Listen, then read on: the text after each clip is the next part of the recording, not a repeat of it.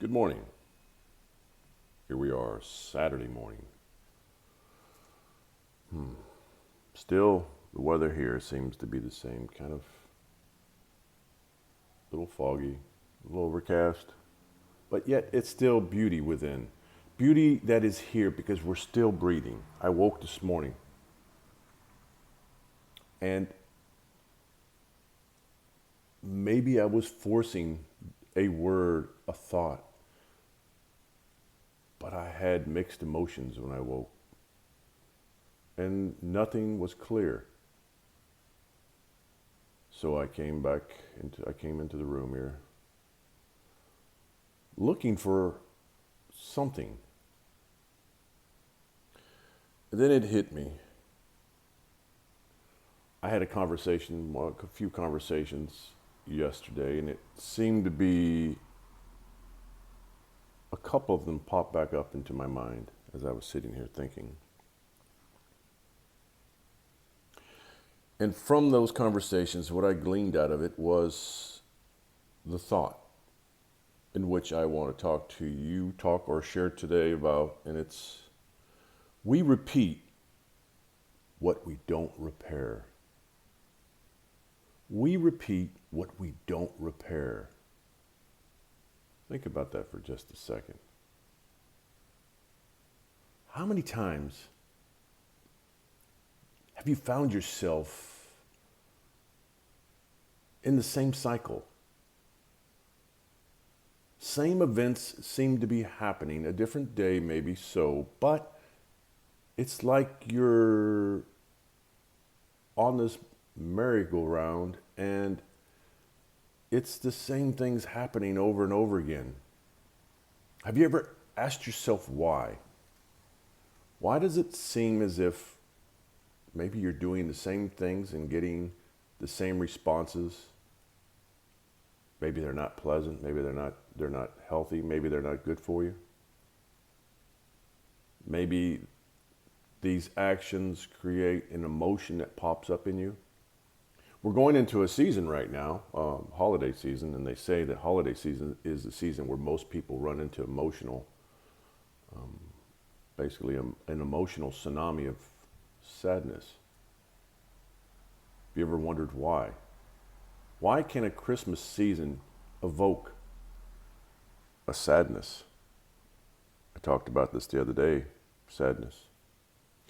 For some, sadness comes through being out of the sun, being in clouds, fog.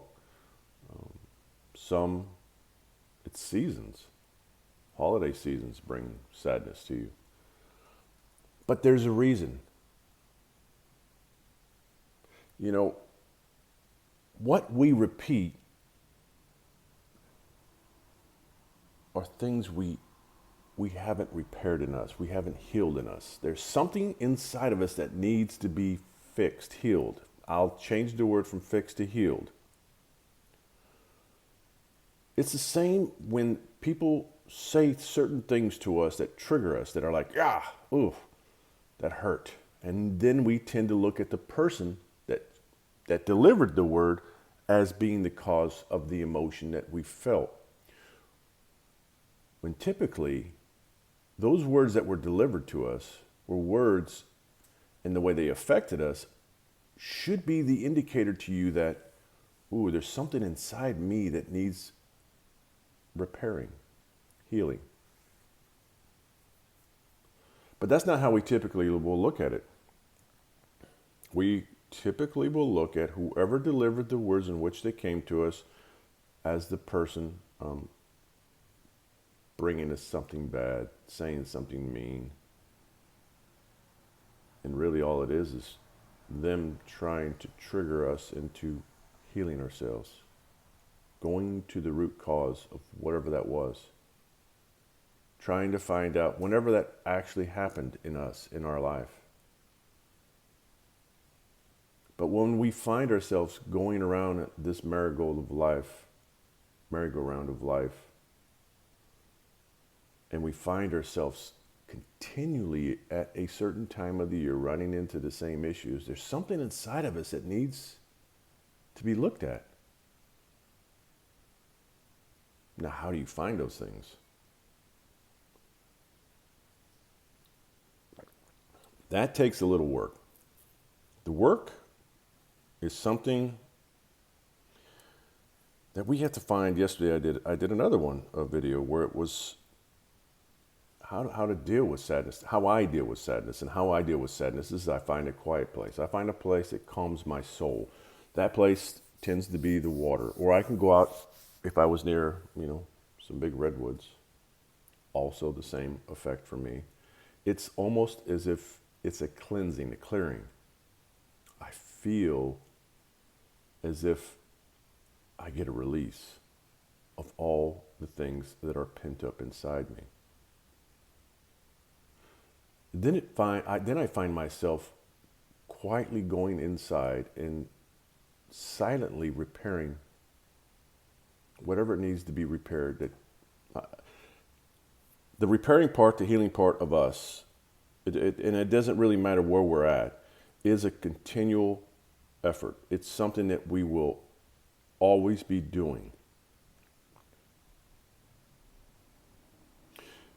It's kind of like once you start the process of self-healing, you start peeling back, as the metaphor of the onion, you start peeling back one layer, all of a sudden, there's another. Depending on where you're at in this journey time-wise, will depend a lot on how many layers you have. For me, at my age, I have a lot of layers.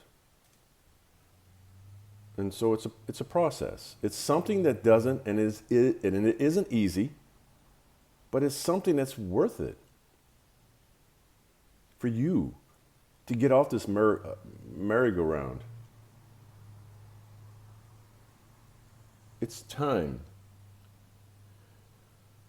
We repeat what we haven't repaired. So if this that you're going through isn't comfortable, you don't like, start thinking about how can you repair, how can you heal you. You have the ability to make the change in you.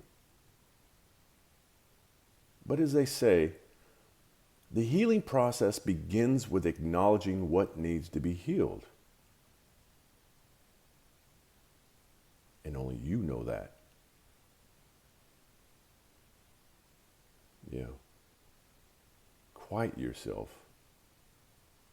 If you're in a sense of going through a sadness, if you're a loss, find a quiet place. Everybody heals differently. You heal differently than I do. But this is where you can heal yourself through knowing who you are. A lot of this has to do with forgiving others and forgiving ourselves. I find, for me, my biggest healing, the process of healing myself began with forgiveness, forgiving others. And then, of course, forgiving myself. That was, for me, the door opener to where all of a sudden I started making changes in my own life.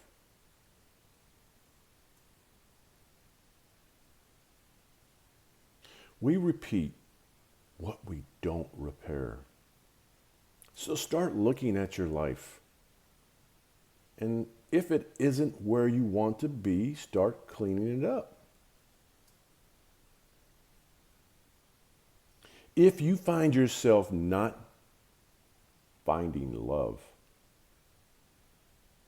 maybe it's because you haven't figured out how to love yourself.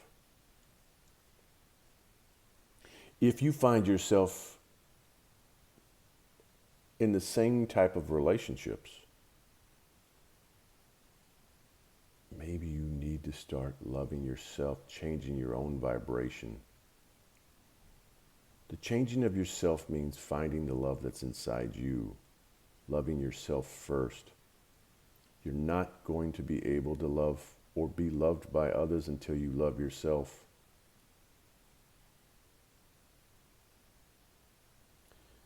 If you find yourself going through sadness at this time of the year, or any time, start figuring it out. Start seeking the answers within you as to why it is you're sad. There's something, there's a trigger, there's something inside you that a time, a situation will trigger the sadness. So you have to go there. But this is the journey in which we live. Now, once we become aware, I had this the other day, once we become aware of who we are and what we are, it becomes easier to start doing the work. And the more you do, the better you get at it. The more you start becoming aware of your emotions, the more you start feeling a sadness coming on, you will be able to start blocking, start protecting. When you find yourself in the same situation, and sometimes it comes at you in a way like, how did I get in the same situation? Everything that, how you got there seemed differently than it has in the past, but the same results end up happening. And that's an energy draw. You are drawing to you based on your own energy. So it's time to start making the work. It's time to start doing the work. It's time to start working on you. Maybe it means a quiet time. Or maybe it means being around the right energy, the right people. And sometimes I say energy as people, because we are all energy. Some of us are higher energy than others. Some of us are low energy, and they will draw from your energy. And so, as I've mentioned before, I consider myself an empath. So being an empath, I feel others' energy. And so I have to protect my own. So we repeat what we don't repair. It's time to do the work. It's time to start going in, fixing the things that need to be fixed within you, and then watch the results. The results are going to be a change in the movie in which you create. The movie is your life. Today is a beautiful day. Something good is going to happen to you. See it, believe it. Until next time, be well, be love, always, and stay awesome.